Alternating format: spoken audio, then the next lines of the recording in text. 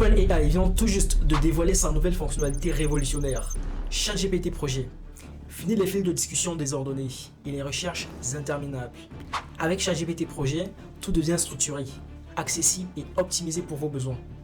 Dans cette vidéo, je vais vous montrer pourquoi ChatGPT Projet est une innovation majeure. Nous parlerons de ses incroyables avantages, de quand et comment l'utiliser, et je vous expliquerai en détail comment exploiter son plein potentiel. Vous allez le voir, c'est tout simplement bluffant. Installez-vous confortablement, c'est parti. Maintenant qu'on a un peu plus de contexte, passons à la phase pratique. Une fois que nous sommes donc sur ChatGPT, la première des choses qu'on remarque, c'est ce nouvel onglet, projet. On a donc la possibilité de sauvegarder nos différents projets. En dessous des projets, donc, on a l'ensemble des discussions courantes qu'on a avec ChatGPT. Et comme vous pouvez le voir, il y en a tellement, c'est très fastidieux de se retrouver. Et c'est là tout l'intérêt donc de cette nouvelle fonctionnalité projet. Donc, actuellement, j'ai deux projets, Imo Estimator et Brainstorming. La première des choses qu'on va voir ensemble, c'est comment créer un projet. C'est très simple. Il suffit donc de cliquer sur ce plus. Imaginons par exemple que j'ai envie de créer un projet donc, qui va porter sur tous les articles de blog que j'ai eu à résumer par exemple. Je peux l'appeler donc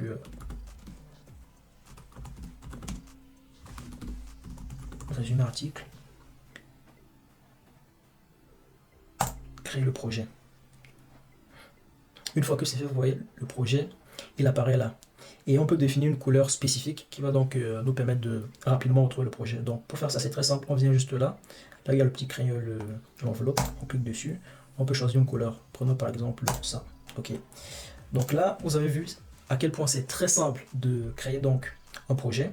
Une fois qu'on a un projet, on a la possibilité donc de rattacher des discussions à ce projet. Donc j'ai récemment donc une discussion avec ChatGPT. Je lui demandais donc de me faire la synthèse d'un article qui parlait donc du Bitcoin à 100 000 $. C'est la discussion ici. Donc, je peux facilement rattacher donc ces discussions à ce projet. Et pour ce faire, c'est très simple. On a deux possibilités. Soit, clic droit, ajouter projet, résumé article. Une fois que c'est fait, vous voyez, la conversation apparaît ici. Je vais la faire sortir. Je vous montre la deuxième possibilité. Pour faire sortir, c'est très simple. Donc, on va juste dire supprimer du résumé article. Et une fois que c'est fait, on a donc la conversation qui revient là. Donc, la deuxième possibilité, c'est de faire un drag and drop. Donc, on fait ça. On met dans résumé article. Une fois que c'est fait, vous voyez, ça apparaît encore bien ici. Donc, ça sont les deux méthodes donc, qui vont vous permettre de rattacher une conversation avec ChatGPT dans un projet. Et comme on peut le voir, on a donc d'autres possibilités dans un projet. On peut ajouter des fichiers. On peut ajouter des instructions. Donc, pour voir dans le détail ces deux possibilités, je vais donc vous montrer un projet sur lequel je travaille depuis peu. Un projet très très intéressant. On va donc le voir du début à la fin. Comment utiliser donc cette nouvelle fonctionnalité lorsque vous avez un projet de ce type. Donc, le projet il s'appelle Imo Estimator. L'idée de ce projet donc c'est quoi? C'est de permettre donc à des particuliers, des professionnels d'avoir une estimation du prix d'un bien qu'ils souhaiteraient donc acheter à partir de certaines caractéristiques. Donc, je suis parti donc d'une base de données comme celle-ci, une base de données existante que j'ai donc obtenue sur des sites spécialisés, où j'ai donc des caractéristiques sur certains biens. Je vois par exemple le département dans lequel le bien se trouve, la nature du bien, c'est une maison, c'est un appartement, la surface, le nombre de chambres, le nombre de salles de bain, la taille du terrain en mètres carrés, l'année de construction, le garage, est-ce qu'il y a un garage ou pas, la proximité avec l'école, c'est oui ou c'est non. Ici la proximité c'est lorsque le trajet fait moins de 30 minutes. La distance jusqu'au centre-ville, l'état général, et j'ai les prix, ce sont les prix réels. Ce sont les prix réels des biens. À partir donc de cette base de données, qu'est-ce que j'ai fait? Je suis donc allé sur ChatGPT et j'ai essayé donc de définir un modèle de machine learning qui va donc me permettre d'estimer le prix d'un bien une fois que j'ai un individu qui va donc essayer de renseigner certaines caractéristiques précises.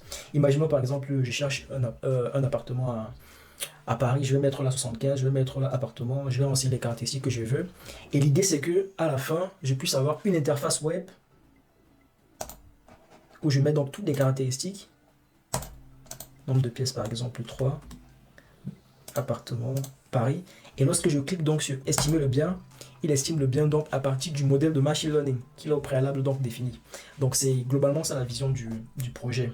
Donc Ça, c'est un cas très intéressant parce que là, on a plusieurs fichiers donc qu'on va donc essayer de traiter. Donc, je vais commencer déjà par la première fonctionnalité, comme on l'a dit, ajouter des fichiers. Donc là, dans le cadre de ce projet, j'ai beaucoup de fichiers que j'ai à manipuler.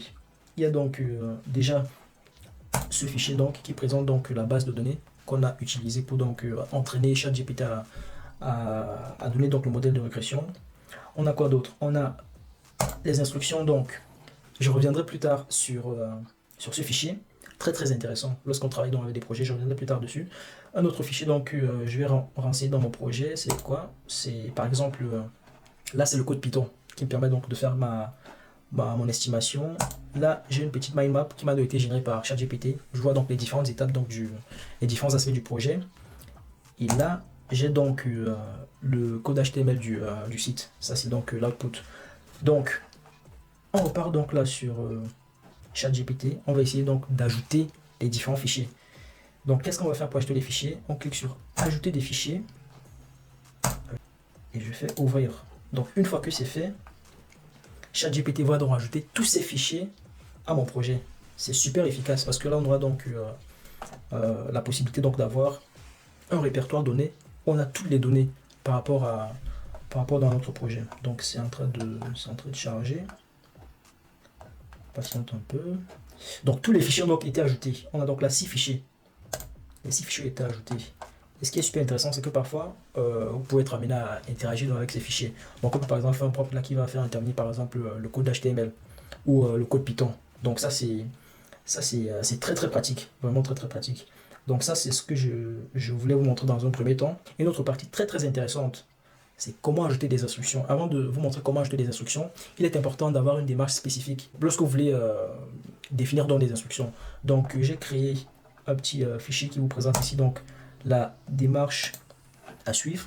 C'est une démarche en 5 étapes pour rédiger dans des instructions dans ChatGPT projet.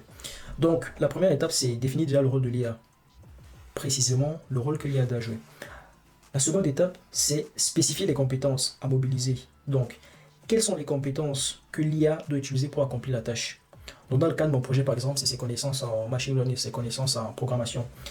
Troisième étape, la description du projet. C'est quoi le but du projet? Dans mon cas, le projet, in fine, ça doit être donc d'avoir une plateforme web où un utilisateur va donc venir, il va donc renseigner les caractéristiques d'un bien et à la fin, lorsqu'il va cliquer sur estimer le prix va s'afficher. Donc pour l'instant, ça concourt, raison pour laquelle lorsqu'on clique sur estimer le prix, il n'y a encore rien. Donc je reviendrai très prochainement avec une vidéo où je vous présente donc l'estimation terminée. Donc je reviens donc sur ma démarche. Quatrième étape, les détails de la tâche. Il faut donc énumérer de manière exhaustive les tâches spécifiques pour lesquelles l'IA apportera donc son assistance. Donc, dans mon cas d'espèce, c'est quoi?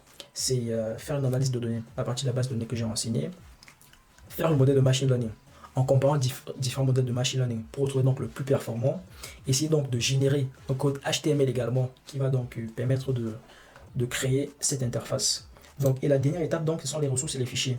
Donc là, justement, c'est la raison pour laquelle, en amont, j'ai essayé donc de rajouter tous mes fichiers là dans ChatGPT. Ces fichiers sont très importants parce que c'est avec eux que l'IA va donc interagir. Donc une fois que ça c'est fait, on peut donc mettre en pratique à partir de mon projet. Je vous montre comment concrètement ça se matérialise.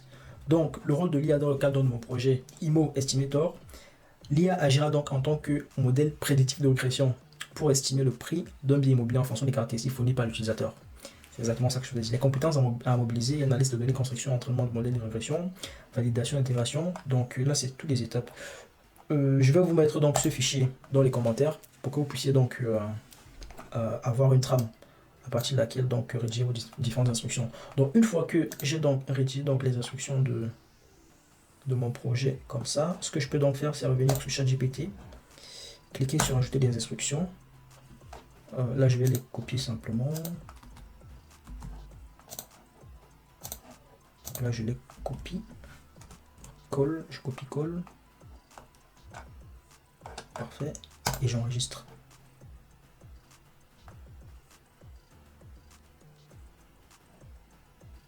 Parfait. Donc, les instructions ont bien été sauvegardées.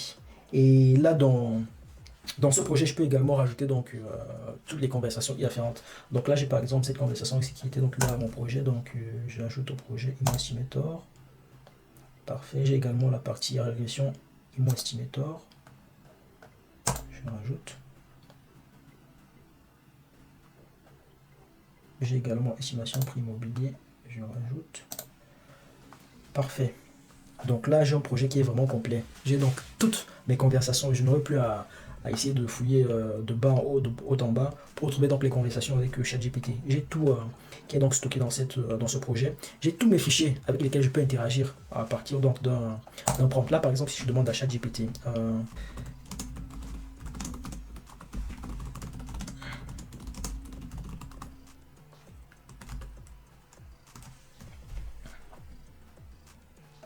donc là, il me répond, parce que tout ça, c'est spécifié simplement donc, dans les différents fichiers, dans les instructions. Dans le modèle de régression utilisé dans ce projet est une régression linéaire simple.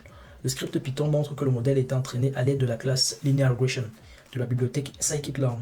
Avant l'entraînement, les données ont été pré-traitées, notamment par l'encodage des variables. Donc, c'est super intéressant. Vous avez la possibilité, donc, à partir d'un prompt, d'interagir avec tous les fichiers de votre projet. Maintenant, une question importante. Quand devez-vous utiliser cette fonctionnalité? La réponse est simple. Utilisez ChatGPT Projet pour les tâches stratégiques et à long terme, comme développer des applications ou préparer des conférences. Pour les tâches répétitives, comme répondre à des emails, les GPT personnalisés sont plus appropriés. En somme, la fonctionnalité aide à atteindre de grands objectifs, tandis que les GPTs automatisent de petites tâches. Et voilà, avec ChatGPT Projet, vous avez désormais entre les mains un outil puissant pour organiser, collaborer et travailler plus efficacement. Que ce soit pour des projets à long terme ou des tâches complexes, cette fonctionnalité ouvre la voie à une toute nouvelle manière de tirer parti de l'intelligence artificielle. Si vous avez trouvé cette vidéo utile, n'oubliez pas de laisser un pouce bleu. Abonnez-vous et activez la cloche pour ne rien manquer des prochaines vidéos. Votre soutien aide énormément la chaîne à grandir et à proposer toujours plus de contenu de qualité. Merci pour votre temps et votre attention. On se retrouve très vite pour une nouvelle vidéo. C'était Etel. Peace out.